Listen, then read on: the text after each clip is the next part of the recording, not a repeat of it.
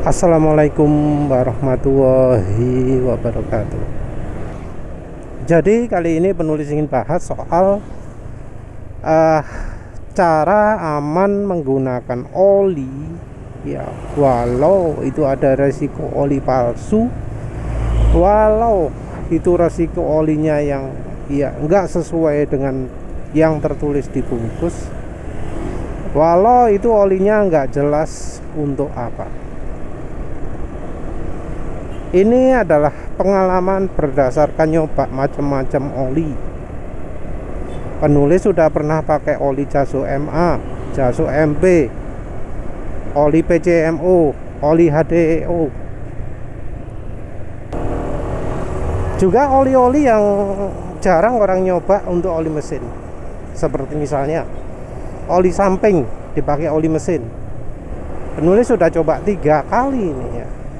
Yang pertama Evalup botol hijau, terus oli jumbo ultraline ya, jumbo ultraline 2T itu, bukan 4T. Terus yang terakhir adalah oli Evalup botol kuning, Evalup 2T botol kuning. Sudah 3 kali. Oli Gardan 2 kali. Oli Rorot 140 terakhir. Terus sebelumnya juga pernah pakai GGI 140. Jadi oli mesin. Selain itu juga walau memang penulis belum pernah mencoba 100% minyak goreng ya, tapi penulis pernah coba oli yang bahannya adalah minyak sawit mentah, crude palm oil.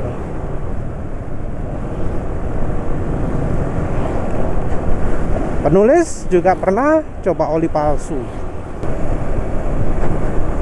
Oli yang buruk sekali penulis juga pernah coba. Oli yang bagus ya tentu pernah coba.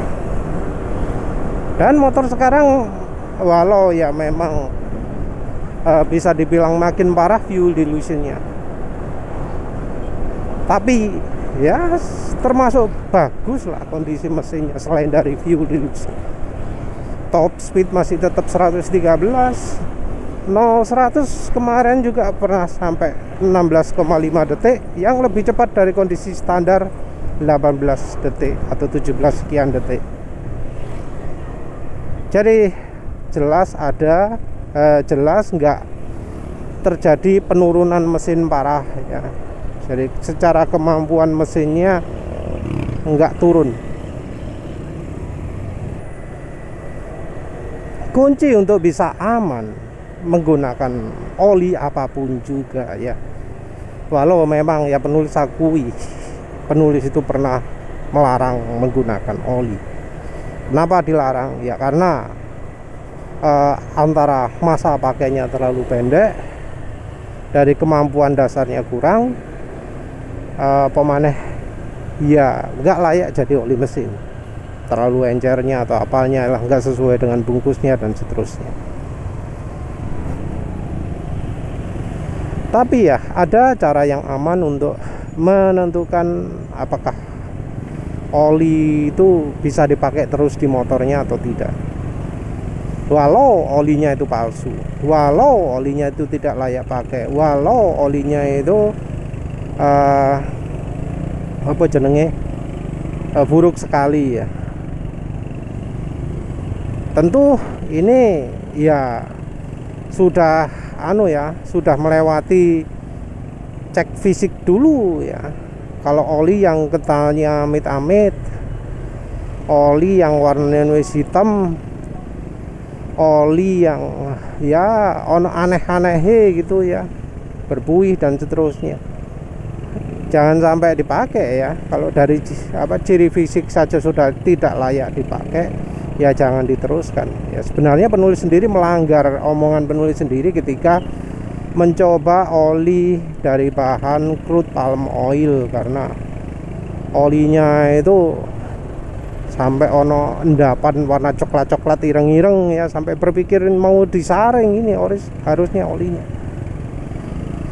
Ya wis lah, penulis pakai tanpa endapannya lah. Endapane katut sithik ya wis lah. Syarat yang paling utama adalah jangan menggunakan oli berdasarkan kilometer. Jadi yang paling merusak motor itu adalah ketika kita mengganti oli itu dengan berdasarkan kilometer. Seberapa pendek kilometernya pun ya, kalau kita acuannya kilometer, itu lebih banyak merusaknya. Karena ada beberapa oli yang kalau mesinnya sudah mulai bermasalah, 1000 km pun itu sudah sangat merusak, apalagi 2000 km. Rekomendasi 2000 km itu pun hanya untuk kendaraan sehat dengan oli yang kemampuannya baik, cukup baik ya. Padahal di pasaran juga banyak oli-oli yang kemampuannya kurang baik, walau harganya 100.000 atau lebih. Jadi kemampuan oli itu tidak bisa kita sesuaikan dengan harganya. Jadi prinsip utamanya adalah ganti oli tidak berdasarkan kilometer. Ganti oli menggunakan acuan kemampuan olinya. Kalau olinya sudah tidak bagus, itu harus di-drain. Nggak peduli pun masih dipakai berapa kilometer. Acuan kalau paling kelihatan mata itu adalah pakai tetes oli. Olinya diteteskan ke kertas tisu. Kalau warna olinya itu sudah coklat, dikeringkan setelah 3 jam 4 jam itu juga tetap coklat, itu olinya sudah tidak layak pakai. Oli begitu jangan dipakai lagi. Tapi itu acuan untuk ganti oli yang masih merepet-merepet ya. Masih ada kemungkinan aus, masih ada kemungkinan merusak mesin. Jadi pakai warna oli pun itu masih kurang ya, kurang aman. Nah, untuk lebih aman, kalau di motor penulis itu ada 2. Di mobil juga penulis tetap pakai juga standar yang sama. Ada 2 ya. Salah satu terjadi, maka itu harus benar-benar dipertimbangkan untuk ganti oli. Jadi walau yang terjadi cuma salah satu pun, itu tetap sudah harus dipertimbangkan ganti oli. Apalagi terjadi dua-duanya. Yang pertama adalah kalau suara mesin sudah asak-asak. Jadi oli yang bagus itu nggak ada suara asak-asak ya. Walau sudah digeber, walau sudah dipakai jarak jauh, itu nggak ada suara asak-asak. Harusnya seperti itu. Asak-asak yang penulis maksud itu adalah asak-asak sumbernya dari gesekan antara piston dan silinder yang suaranya nggak konstan. Jadi suaranya asak-asak gitu ya. Seperti suaranya amplas ya, amplas digosokkan ke besi gitu. Kalau ingin tahu suaranya seperti itu, makanya penulis ngomong asak-asak karena suaranya mirip amplas. Oli yang bagus itu nggak akan ada suara asak-asak waktu pertama dituang, waktu kira-kira 500 meter pertama itu nggak mungkin ada. Nah, kalau ada oli yang di 500 meter pertama pakai itu ada suara asak-asak, nah wis itu pertimbangkan sebagai oli yang dihindari. Jadi kalau masih 500 meter pemakaian pun suara sudah asak-asak, nah itu pertimbangan untuk dihindari. Terus kemudian adalah kalau olinya sudah terpakai 10 km atau 20 km, nah itu harusnya oli itu nggak sampai parah asak-asaknya, nggak sampai keras sekali. Tapi susah ya ngomong keras ini karena ya acuannya relatif. Tapi wes jangan sampai keras sekali lah asak-asaknya dibanding dengan ketika masih 500 meter. Jadi jarak 20 meter asak-asaknya nggak boleh keras, harus masih halus.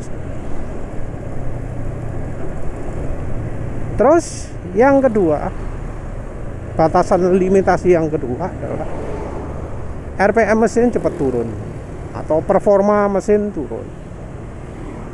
Yang bahkan misalnya ya di gas ukuran segini sekian gitu bisa kecepatan sekian kilometer per jam.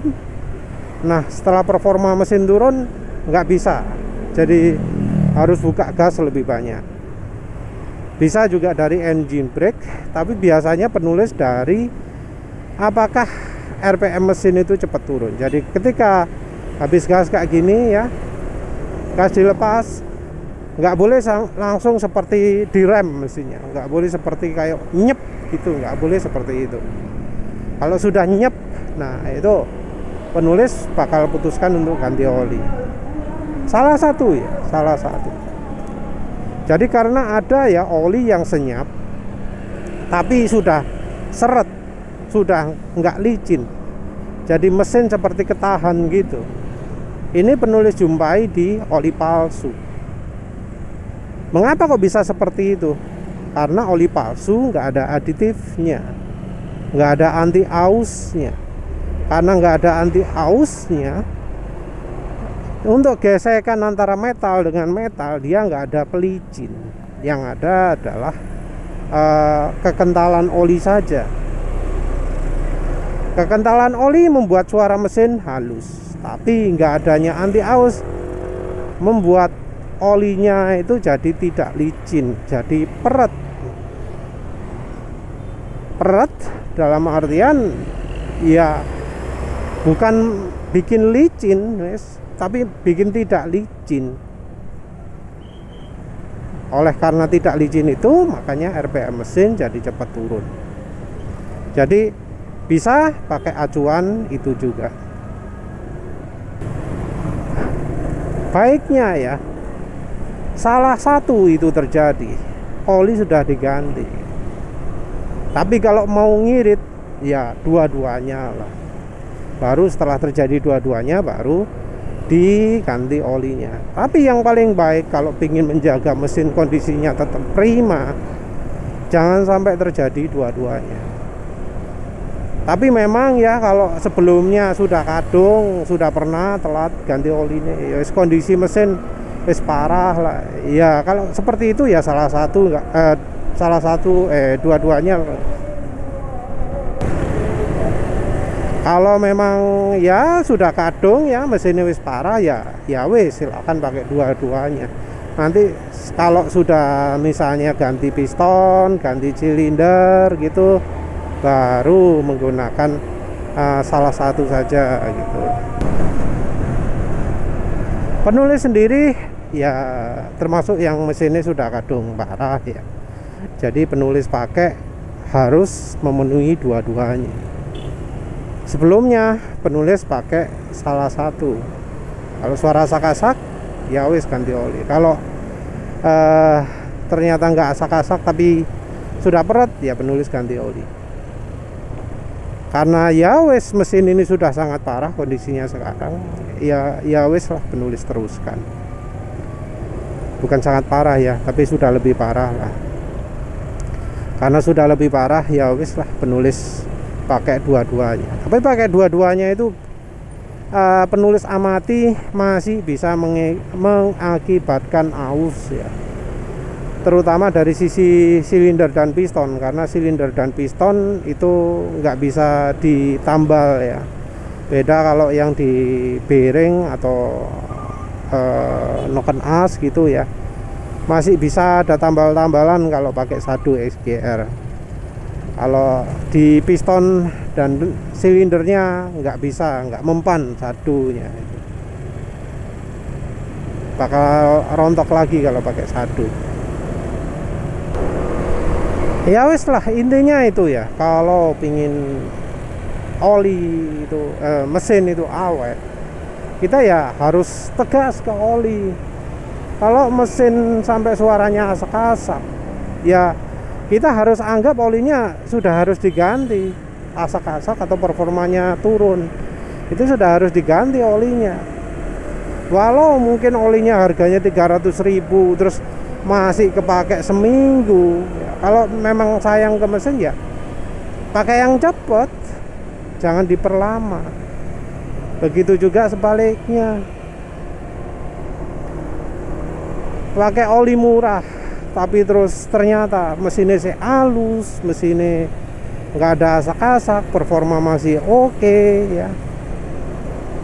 Walau kilometer sudah 2000, walau 3000, ya teruskan lah, kenapa enggak gitu ya. Jadi yang terutama itu kalau ingin awet ya, kita ganti oli ya berdasarkan kemampuan olinya, jangan berdasarkan kilometer atau apa. Ya wes, itu saja. Terima kasih udah menonton. Assalamualaikum warahmatullahi wabarakatuh.